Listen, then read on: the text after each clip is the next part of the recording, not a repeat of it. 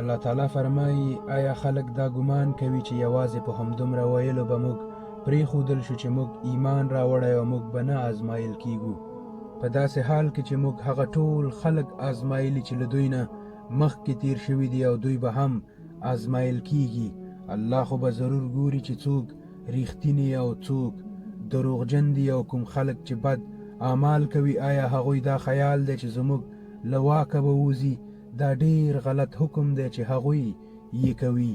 او څوک چې د الله سره د ملاقات هیلهمند وي هغه باید په دې وپوهیږي چې د الله ټاکلی وخت خامخا راتلونکی دی او الله هر څه اوري او په هر څه باندې پوهیږي. او هر هغه څوک چې مجاهده کوي نو د خپلې ښېګڼې دپاره یې کوي. الله یقینا له مخلوقاتو نه بېنیازه دی. او کوم خلک چې ایمان راوړي او نیک عمل وکړي د هغوی بدي به ترېنه موږ ایسته کړو او هغوی ته به د ډېرو غوره اعمالو بدل ورکړو.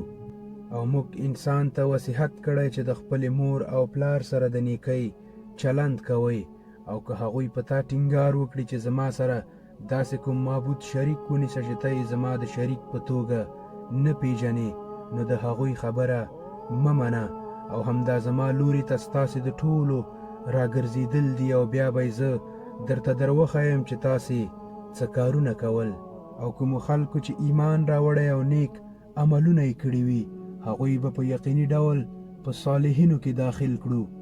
او په خلکو کې بعضې داسې دي چې وایي موږ په الله ایمان راوړی، خو کله چې هغوی ته د الله په معامله کې څه تکلیف ورکړی شو نو د خلکو لخوا اچولې ازموینه یې د الله عذاب وګڼله.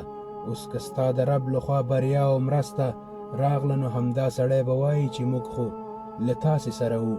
آیا د مخلوق د زړونو حال نه الله نه دی خبر؟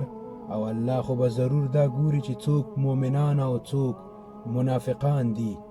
او دغه کافران مؤمنانو ته وایي چې تاسې زموږ د چارو چلند پیروي وکړئ، ستاسې پیټې به موږ په خپل ځان واخلو، په داسې حال کې چې هغوی له دوی څخه هیڅ هم په ځان اخیستونکي نه دي. هغوی په ټینګه دروغ وایي. هغوی به ضرور خپل پیټې واخلي او د خپلو پیټو په سر نور پیټي، او د قیامت په ورځ به په یقیني ډول د هغوی څخه د دغه دروغو پوښتنه کیږي چې هغوی جوړوي. السلام علیکم.